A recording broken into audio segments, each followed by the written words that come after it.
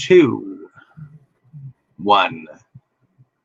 Hello, ladies and gentlemen, and welcome back to another exciting episode of Delusions of Grandeur. I am your host, David Strike, and here we are back with Boris. Hello. Hello. And myself to bring in the holiday cheer with a lovable family film from 1997. It was an American and Canadian production, and it was directed by Ted Kotcheff. I believe it was Ted Kotcheff, which, if you know anything about Ted, he directed the original Fun with Dick and Jane in 1977, and he also directed First Blood, which was the first Rambo in the Rambo series. And he also directed Weekend at Bernie's in 1989. So he has quite a little bit under his belt. But this was a made-for-TV movie. And it stars Roma Downey and Eric McCormick, Sean Thompson, Janet Bailey, Barbara Gordon, Sarah Rosen Fruitman, and Hector Elizondo. And let's look at what IMDb says about this film. Kathleen's hard-working single mother, who's saving to buy a house for herself and her daughter Zoe. Sam's a businessman who has to pretend to have a family in order to close a deal with the mysterious Javier Del Campo. Sam owns the company that Kathleen works for, and as her boss, manages to convince her to help him out. But Del Campo is more than he seems, and it just might be Zoe who is making the real deal to get a new home for herself, her mother, and Sam. So, first impressions of the film, and I just want to show this to you, ladies and gentlemen. This is Borrowed Hearts. It's also known as Borrowed Hearts, a Romantic Holiday, I believe. Or a holiday romance. Borrowed Hearts, a holiday romance. And I have it under the Feature Films for Families logo, but I know that you can actually buy it under a different logo. But Feature Films for Families was a video line that was a direct to video mail order catalog for Christian families. And you could actually order them in a catalog. And on the backs of each of the VHS, which they started out in VHS, and then they went to DVD, they'd have this parent's guide on the background, so that afterwards you and your child could go through and answer the questions on the back. Huh, wow, that's interesting. So having it be a family-oriented film, to me is a plus. And it was for the longest time the most popular holiday family film on CBS for quite a while. So going into this with first thoughts, what are your first thoughts on this film, Boris? Well, it was a pretty nice movie, I must say. Although I usually don't go for that kind of movies myself unless I catch it on TV or something. But it was pretty nice. I enjoyed it. Alrighty. Well, I was introduced to this on VHS first. yeah, my mom would sit me in front of anything just to keep me happy, probably. But I grew up in a Christian household, so having the ability to watch some of these more Christian-based films gave me a bit of an avenue to enjoy some of these heart-to-heart kind of films. And this one, this one piqued my attention because of the well, let's look at the plot here.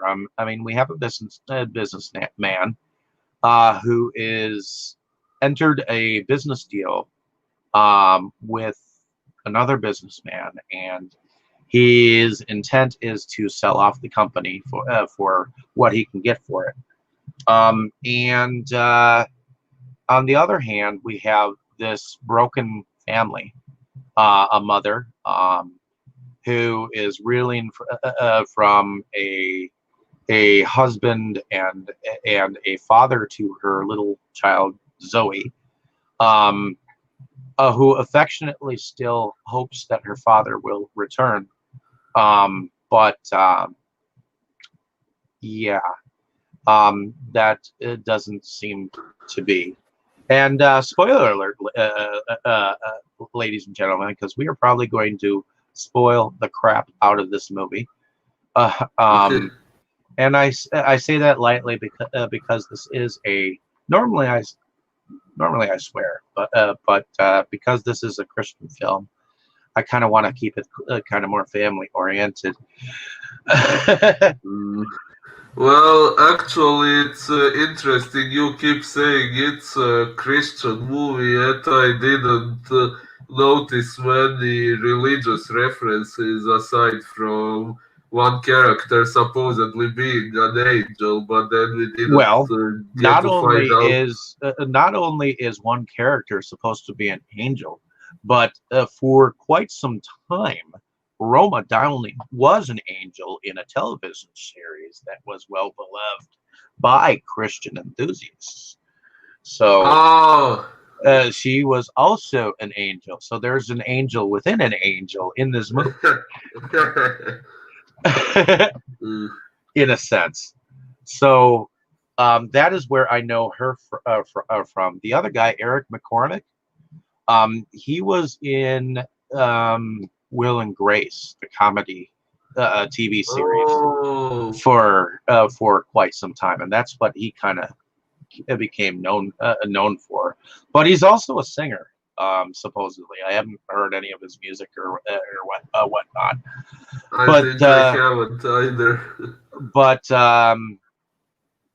I like this film specifically for how awkward and how real he made the role. You know, I mean, it really did seem like he was drawing from some really real place when he was talking to Zoe right before bedtime in that one scene. Oh, indeed. But we have Kathleen, who works for Mr. Fields, who is Eric McCormick. What do you think about Mr. Fields as a character? Well, actually, I like the fact that he is portrayed as a quite realistic man. Like, we see both his virtues and his flaws. He is not portrayed as a perfect man like it tends to be in some other movies of this kind. Like, there are scenes where he seems like a bit of an asshole. Sorry for my vocabulary, but then he makes up for the bad things he does, which, like I said, makes him a rather realistic man, in my opinion, which is pretty cool. Oh yeah, I think that his character is very realistic. I mean, um, here is the broad strokes of his character. Apparently, His father was a businessman, and he evidently had expected way too much of him, and so I think that's why he's trying to liquidate most of his father's assets, probably after he has passed away. And you get the sense that he was never good enough for his father throughout the film. And you see that come out when he is so totally honest with Zoe. I mean, you don't think of children being able to talk to them so young like an adult, but to be honest, when a child is in your life, and when they get to be a certain age, sometimes a 5-year-old can be a 30-year-old in a sense. Be like your therapist if you ever had a kid. And I guess, yeah. that brings us to Zoe. What do you think about a little Zoe? Well, she's definitely a quite clever girl. She knows what to say. She's pretty much what you described now, except for she was said to be 7 years old, not 5, if I remember correctly. Well, But yes, and it doesn't look like she was in a whole lot here. I mean, she was in a movie called Sabotage. She was in a movie called The Sweet Hereafter, a little bit before Borrowed Hearts. But then she played Georgette in a TV series called Anatole. She was in a movie called A Map of the World. And I guess she was in a TV movie called The Sons of Mistletoe. But after 2000, she kind of disappeared off the map.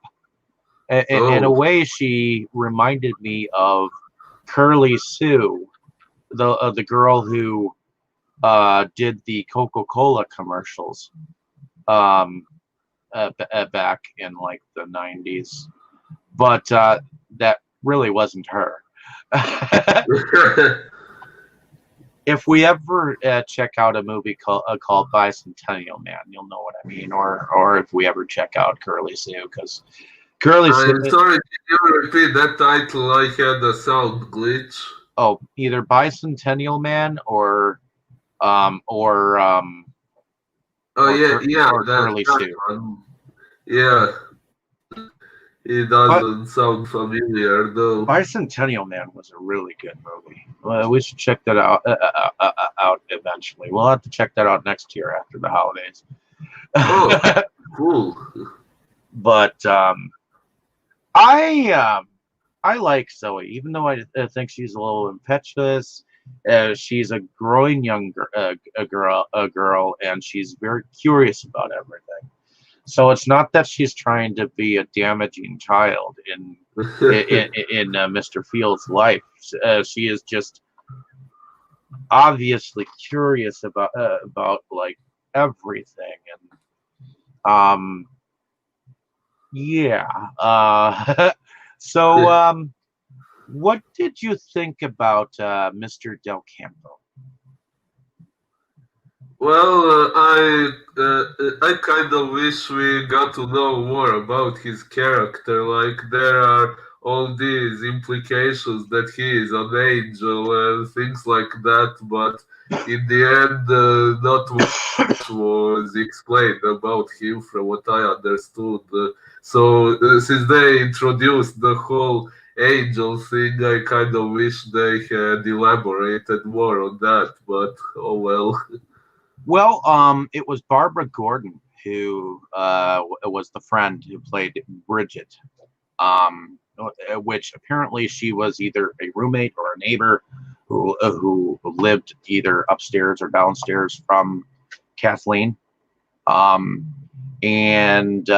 it seemed like she was almost like family. I'm not sure if she was a mother or a grandmother of Zoe or whatnot, but she seemed like she was around the family a lot, at least in the very beginning. And she's the one who told her about angels and Oh, and yeah. set up little Zoe about believing in an angel and knowing the signs of seeing one when she sees Mm, yeah, yeah. it. But still, I mean, we still didn't get to know if he really was an angel. Like, what was his mission on Earth, or what his real intentions were. I think we were left to believe, what if? What if he was an angel? What I mean, it's an open-ended thing. They made you think, huh? Well, maybe he could be an angel because of everything that he would say throughout the whole thing, and music chimed when he came through.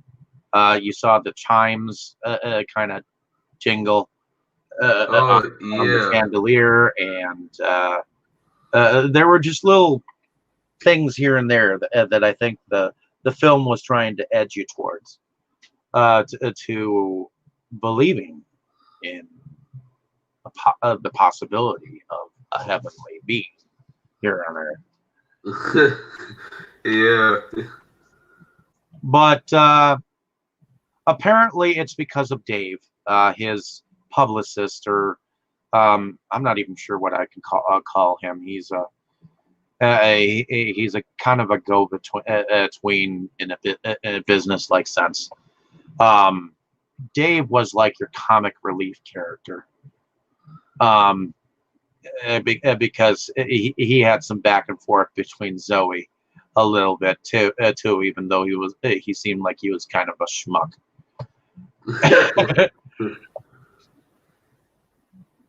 What do you think about his friend Dave? Well, we didn't get to see much of him, but yeah, he did seem funny, especially at the beginning with the phone call with Mr. Del Campo and so on. Well, yeah. And And in the very beginning, we see a very different lifestyle of Mr. Fields as well. Um, he obviously lives in a mansion. Um, uh, yeah. apparently, the woman he had chosen to be his wife was on the other side of the table. And to be honest, you could almost say that this is also a Thanksgiving film as well, because it starts out around Thanksgiving. Oh, I forgot that. I'm sorry. It's the first His time I saw the movie, and his I his tend to miss details. his Thanksgiving was at the end of the table with a small smorgasbord, whereas hers was a little bit more uh, crowded with family and friends, you know, and it Yeah. was showing the two different lifestyles. One is homebody, the other is a rich lifestyle, and you even get to see him play uh, racquetball, which it tends to be a rich man's sport. Oh, makes sense. Yeah. I mean, you'd probably see him be a gentleman down at the club. You know what I mean?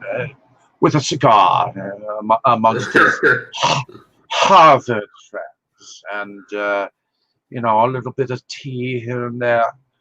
Um, Yeah, there even was one scene with cigars. by Jove, good George! Did you see the horse the other day? My, he was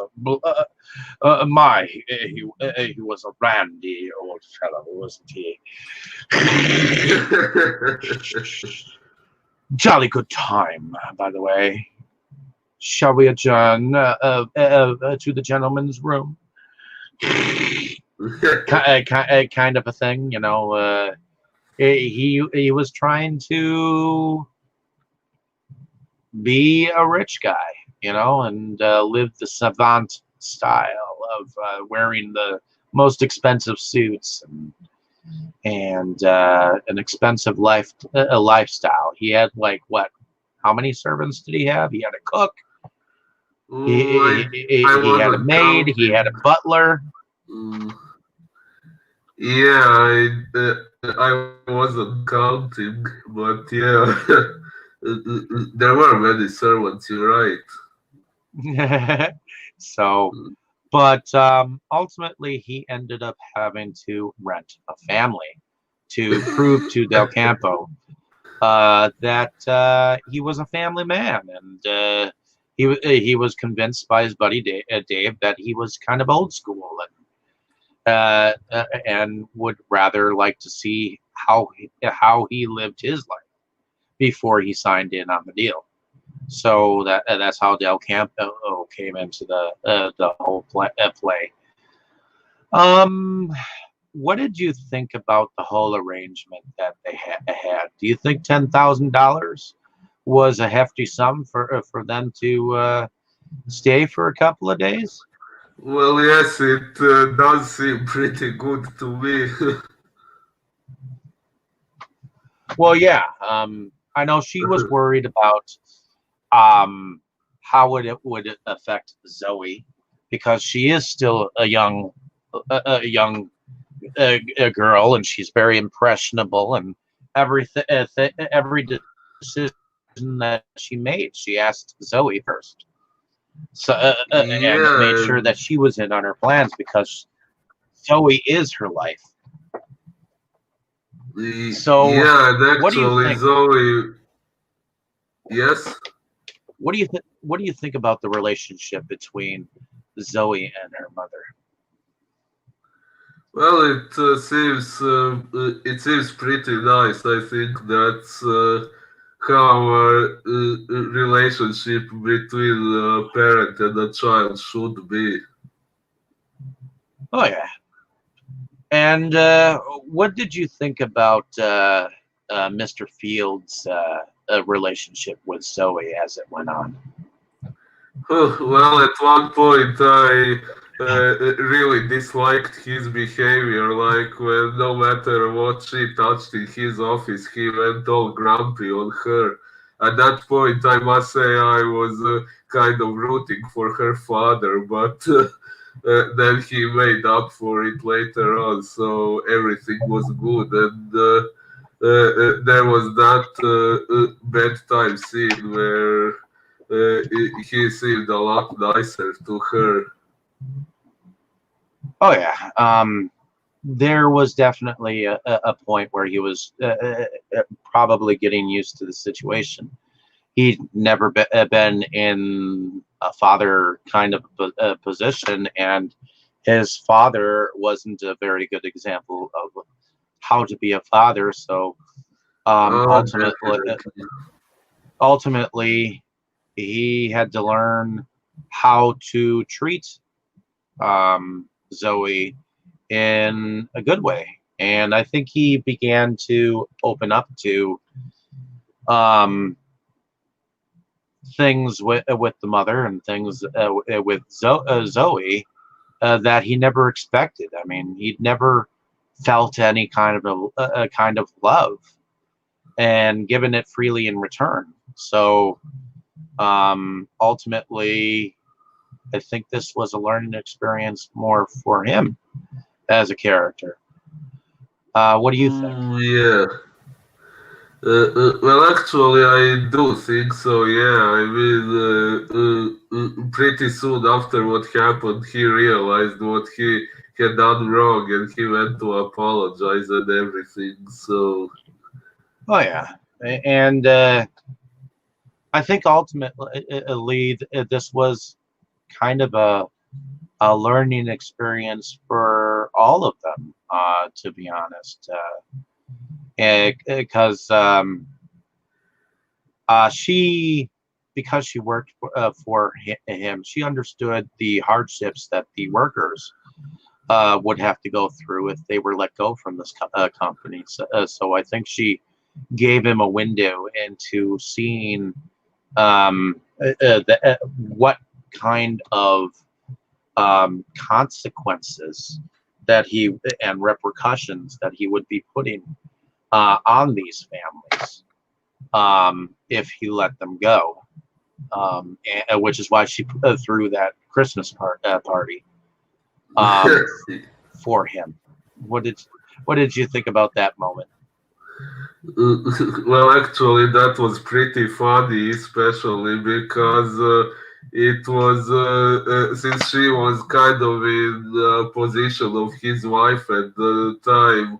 It was she probably used his money to organize that party. So Yep. So, but I also like I think I also like the part where Zoe taught him how to ice skate. oh, indeed. He, he, Um, and what did you think about that whole scenario there? Well, now that you mention it, there was another indication in that scene that Del Campo might be an angel when Kathleen said something that she never fell on the skates, and from what I understood, he made her fall right after she said that. Uh, Well, either that or she just ended up falling, but they made the indication that it might have actually come from him. And his response to that was, "Don't always be too sure of yourself." yeah.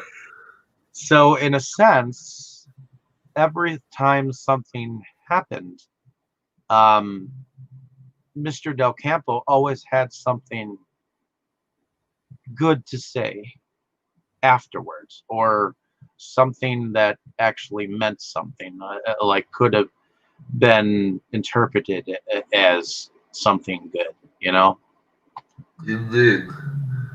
But and ultimately, of course, um, there was a moment where um, they were playing a game of Twister, and Del Campo got him to stop working for a moment, and he had a good thing to say there, that you can't always be all work and no play, kind of thing, you know. Yeah, So I don't he, expect he he did come down and play Twister with her, and that's when I think they realized that they had uh, some chemistry between each other. uh, indeed. But Uh, and of course they ended up standing under some mistletoe later, which was kind of, it was like kind of, oh, oh yeah. really, okay. So this is where you actually make them kiss. And of course, in the background, you have I mean, Zoe is precocious. I mean, in the very beginning, she's playing with the dollhouse, and one of the two things that she wants for Christmas, and the two things that she asked God, um, is that one, she gets a house that looks like her dollhouse, and two, she wanted her daddy to come home for Christmas. Oh, oh yeah. Yeah, I forgot I remember she wished for her dad to come home, but I forgot that she also wished for a house. Although, yeah, it was mentioned that it looked like her doll house. Yep, because Yeah. her mom and her were driving back from school, I think, or to school, or actually they were looking at the decorations, and suddenly she saw the house, and she was like, "Mommy, That's my dollhouse. And she runs outside the car. She runs straight into the house. And, lo and behold, it just so happens to be Mr. Field, her boss, that she didn't expect to run into, at least on this evening. And it just so happens that the other family, the snotty one, ran out the door because they were evidently not wanted. Yeah, apparently they weren't what he expected. Well, no, the one kid, he was like, well, I'm supposed to play a rich kid. What do you expect me to act like? And the other girl was like, I'm not sure if this was in my clause or agent. I don't think my agent told me that I was supposed to do all this. Am I supposed to cook? I'm not supposed to cook dinner. I have a staff. What are you talking about? But it just so happens that she walked in at the right time. So I like how when she actually did show up, Kathleen, I like how she immediately spoke what was on her mind. That this whole place looked like it was designed, made by a designer and not made by a family who would have done it themselves. You know. Well, indeed, she did show quite some enthusiasm for that job she had to. Oh yeah, and she definitely made that house look more like it was lived in, for sure. And definitely helped get it decorated to a certain extent to make it more livable or more believable. What do you think? Well, yeah, she did make some good points about that, which apparently no one else who was involved in the whole thing, no one else seemed to have thought of those things. What did you think about Zoe's real father? Well, at first, I was quite curious about his character. I thought there would be some deeper explanation to why he left and so on, but then it turned out he was just a con artist. Like, he didn't really have much of a justification for what he did, but I do like the fact that by the end of the story, he actually became aware of what he did wrong, and he kind of gave his approval for them to renew their lives with Sam, which was actually rather nice of him. Oh yeah, it was nice of him, but ultimately, I think he was just kind of a douchebag. To be honest,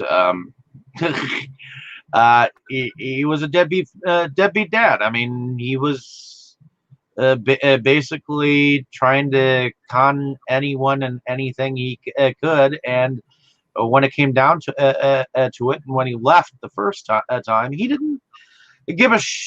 I mean, I think he gave a shit, but he couldn't really bring himself to not be a wuss and not tell his daughter goodbye. I mean, when he left Kathleen, he left her, but he left Zoe too.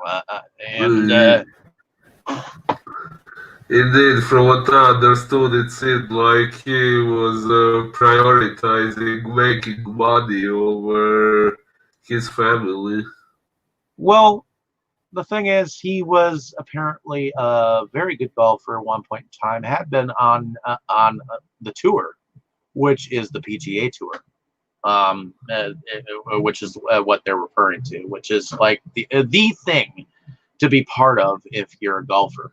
The tour it goes and tour and goes around to all the different golf spots, and it's kind of like football and rugby and all that jazz, where it actually has a season. And the tour eventually has a World Series, and you become famous like Tiger Woods once was. But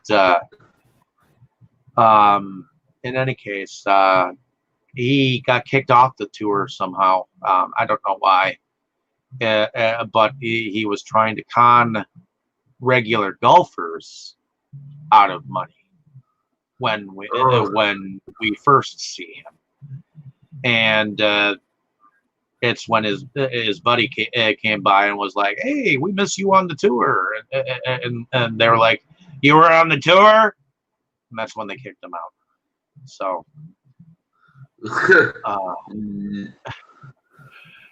I just wanted to explain some of the golf stuff to you, because you might not have known what the tour was. Yeah, I'm not very familiar with it actually. I must admit I don't watch sports much at all. Well, my dad still does. He watches a lot of golf, and he plays a lot of golf. So I know Oh, that I know about the sport. I did 2 years of golfing. Well, yeah. When I was a kid, I went to golfing classes for about 2 years. So I didn't learn how to golf, and was interested in golfing myself at one point in time. But in all honesty, it's just about a stick hitting some balls. But in any case, I like the fact that Mr. Field ended up wanting to try to give little Zoe like the best Christmas that she had ever had. And there's this little talk that Kathleen and Sam have, and she tells him about her Christmas that she enjoyed best, and he told her that it was his favorite Christmas was this one. oh yeah. Yeah, that was one of the nicest moments in the movie, I think. Oh yeah, because they're getting to know each other. I mean, as the film progresses, and I think they learned to love each other in the end. I mean, it's not necessarily said, and it's more like with looks and things of that nature.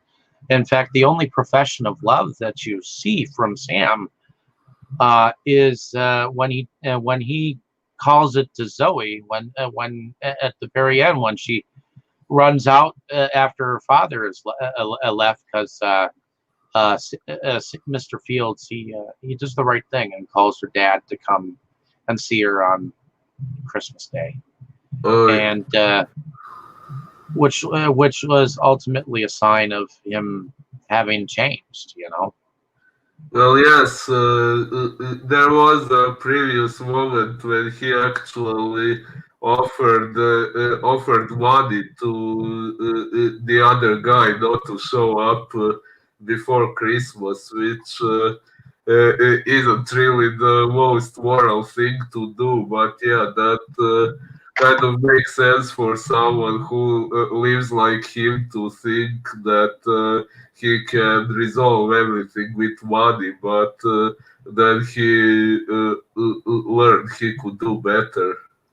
Well, and when he asks for money, he doesn't ask for 10 grand. He asks for 20 grand at that table meeting. I mean, he and that's like 10 more grand than no, he was giving Kathleen. So it's like Yeah.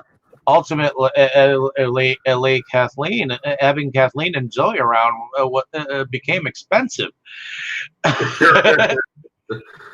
Pretty much. I mean, at first he was planning to offer $10,000 to her, but then it ended up being 30, I think, and then the thing with this guy. Ultimately, how did you feel that the movie ended? Do you think it ended well? Yes, yes, I do. It. I really like the whole thing, how it all, how they connected some details from previous parts of the story into this final scene, like the whole thing about Zoe climbing trees and Sam's backstory with his father, like they connected those two things when she was falling off the tree and he caught her after apparently missing all the balls when he was playing, what was it, baseball or Catch. something with his father. Yeah, he was Oh playing. yeah, yeah. He was Uh, playing catch with his father, and he didn't. He wasn't able to. In fact, that's why I think the gift to him, that really was a heartfelt gift. Uh, oh, uh, the the gift of the glove that fit. yeah. Um, because it really was a sad story to listen to, at least from adult Sam. I mean, even though I know it kind of sounds corny coming out of him, because it was a long time ago, and he's an adult, and maybe he just hadn't heard it the right way from a child. And I think he needed to hear the words from the mind of a child to help him through his own problems that he had dealing with his own father. Mm, well, actually, yeah, sometimes even if you can rationalize things yourself, it's always helpful when you hear the same thing coming from another person. Oh yeah. So in any case, I relatively enjoy this film. I watch it once a year, and maybe because I have some nostalgia for it when it came out. And I know that feature films for family was kind of a thing here in the States. I don't know if it was over near where you are, but it was kind of like the Lutheran film series. You know, it was like every time they came out with a film, it always had a moral, and it always had questions that you could talk with your family afterwards. And I thought that was cool. And I also know that it also got like one or two other releases, but I'm glad that I came across this in while I was working at Goodwill, um, and back in the day, and I have quite a few films under the feature films for family logo too. I mean they put out some films called one's called Split Infinity, um, the Buttercream Gang, and that had a sequel. Um, there's this one where a young man he is sent to live with his uncle, who evidently is friends with some Eskimo Indians, and they have a Oh, young Indian in a boy about his age, and they end up getting lost in the Barrens. Um, that's what it was called, Lost in the Barrens. Um, and they end up having to survive together during a really cold winter. I remember another movie called Windwalkers, which was a totally subtitled film, and it was about an old Indian medicine man who was telling the stories of his childhood and his woes to his grandchildren. And it just so happens that he loved another Indian squaw, and they had two kids together, and then the Crow Indians came and stole one of his sons, Ooh. and uh, took him under their wing, and he grew up under a different family entirely, and so his one son, and his other son end up battling together to and finding out that they are family. But he, he who is telling his grandsons the story ends up dying and comes back, and as his spirit comes back, he fights a bear. He's this old ass man. He fights and kills a bear, and comes back to help his older son, or his other son, and his other son who was grown up in the Crow family, to realize that they are family. Ooh, whoa. And it was, I mean, some of them are like really good stories, and I just think some of them are like Lifetime movies, or TV movies that are forgettable, but some of them are memorable, and I think that's why I like the series of films, or liked it. I don't think it's any longer in existence anymore. I don't think they produce any more films, or put Oh, out any more, or distribute any more films. But during the '90s, they were pretty hot. So, but in any case, did you have a favorite scene from the film that you would like to share? well, actually, I think my favorite scene would be the one where Zoe gave Sam these gloves for Christmas. That was a really beautiful moment. I think the story that of his father and the glove, as he was telling it, that scene was my favorite scene. Oh, It doesn't mean that it has to be your scene, but that's my scene, because that's when you actually see some real heart to heart honesty from Sam, and the fact that he's telling it to this little child who barely has enough brains to be an adult, but she really she really does seem to act a lot older than her age at times. indeed. Oh, I mean, she taught him to skate, and even he was saying, I never told that to anyone."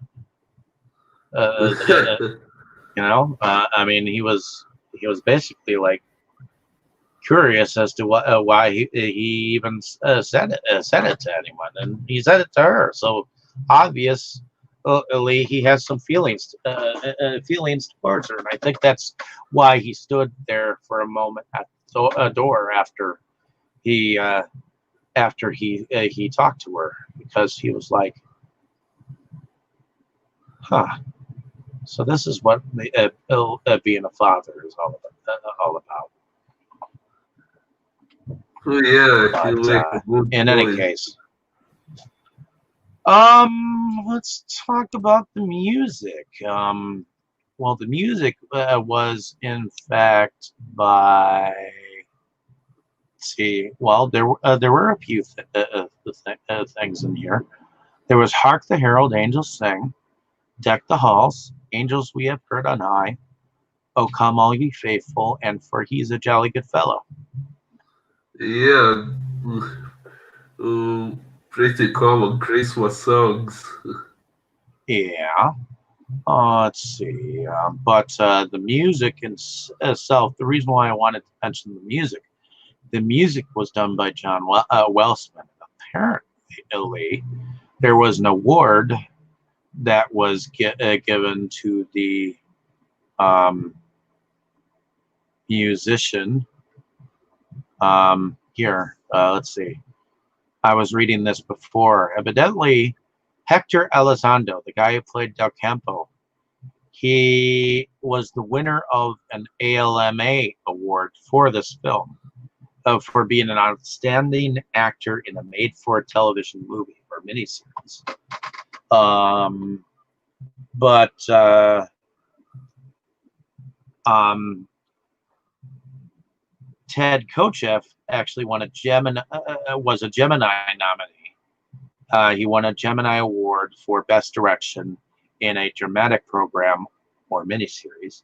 And then John Welsman was the best original music score for a program or miniseries. So the guy who wrote the music for this film won an award for it at the Ooh, time in 1998. well, that's pretty cool. So having some awards under your belt does help.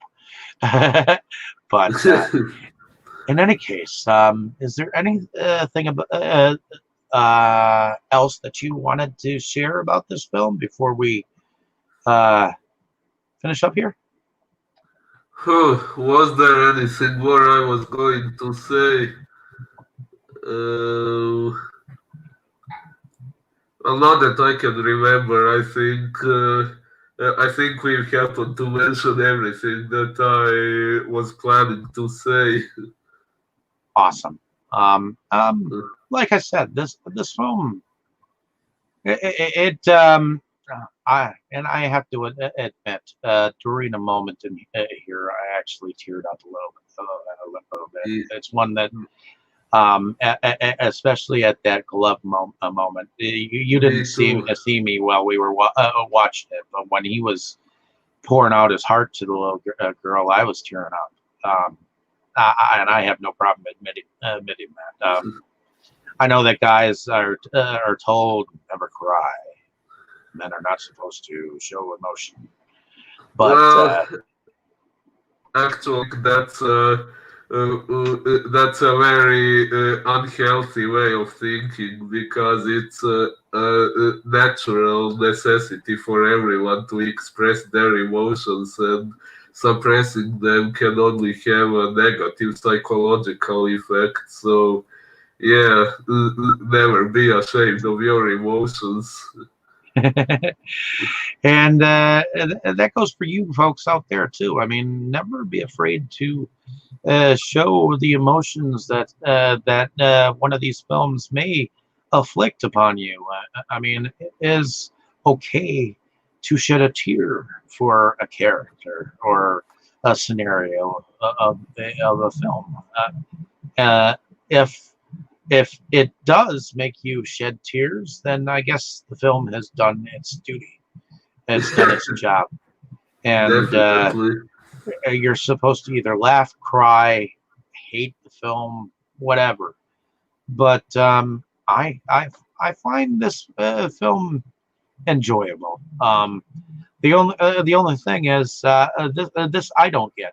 Evidently, the film has been criticized for being a steal from Dickens' A Christmas Carol.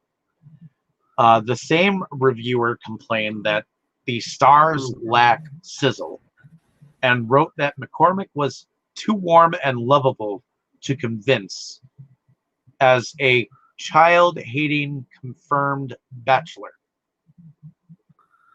Whew.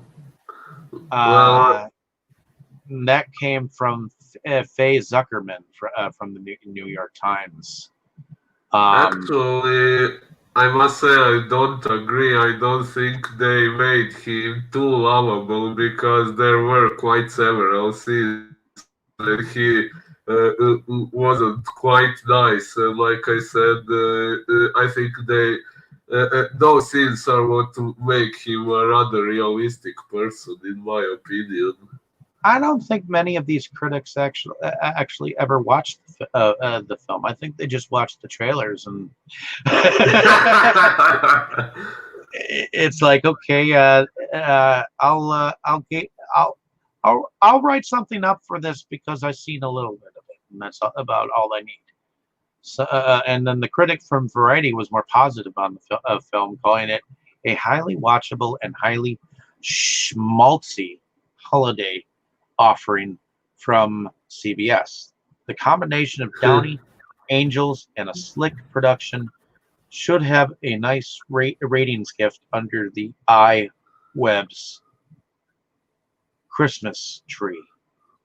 What makes Borrowed Hearts fun is the snappy, shallow, engaging script and a story by Pamela Wallace and Earl Wallace. Also, kudos to Thompson, who infuses Dave with enough cynicism to cut some of the sugar poured in the first hour.